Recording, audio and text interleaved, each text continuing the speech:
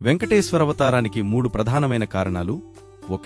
ఒకనాడు నారదముని శ్రీమహావిష్ణువు దగ్గరకు వెళ్లి అడిగారట, కలియుగంలో మానవులు తక్కువ కాలం జీవిస్తున్నారు, భగవంతుడి మీద అస్సలు మనస్సు లేదని.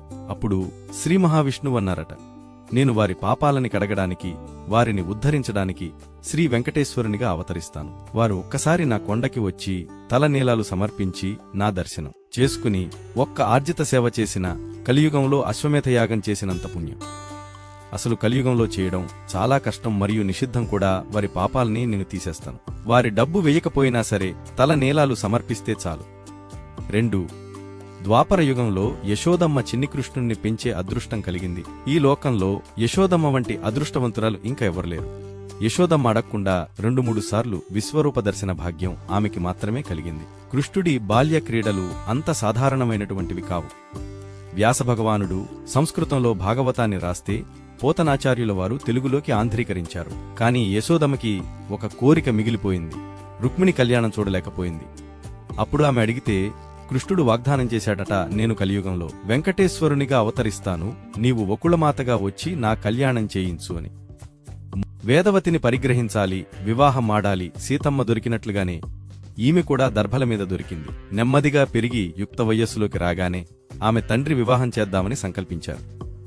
అప్పుడు ఆమె చెప్పిందట, నేను సాక్షాత్తు శ్రీనివాసుని వివాహమాడతాను. అప్పుడు తండ్రిగారు అన్నారు, శ్రీనివాసుణ్ణి పరిణయమాడడమంటే మాటల. పార్వతీదేవి చూడు ఎంత తపస్సు చేసింది శంకరుడి గురించి. అప్పుడు వేదవతి కూడా హిమవత్ పర్వతానికి వెళ్లి తపస్సు చేసిందట. ఆమె తపస్సు చేస్తుంటే రావణాసురుడు వచ్చి ఎత్తుకుపోవాలని చూస్తే వేదవతి వాడిని శపించి, నువ్వు ఒక స్త్రీ వల్లే నాశనమవుతావని ఆమెయే సీతమ్మ అగ్ని ప్రవేశం చేసింది. ఆ సమయంలో అగ్నిహోత్రుడు ఆమెను కాపాడి కూతురిగా స్వీకరించాడు. కొన్నాళ్ల తరువాత రావణుడు సీతమ్మని ఎత్తుకుపోతుండగా అగ్నిహోత్రుడు తారసపడ్డాడు.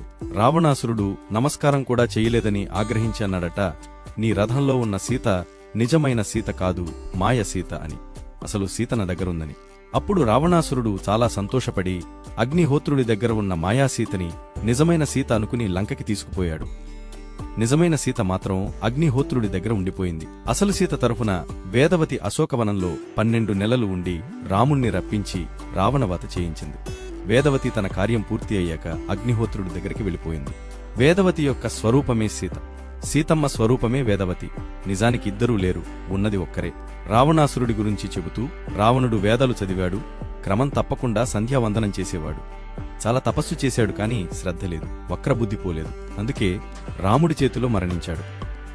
శంకరుడికి చాలా పూజలు చేశాడు, కాని సీతయే పార్వతి అని తెలుసుకోలేకపోయాడు.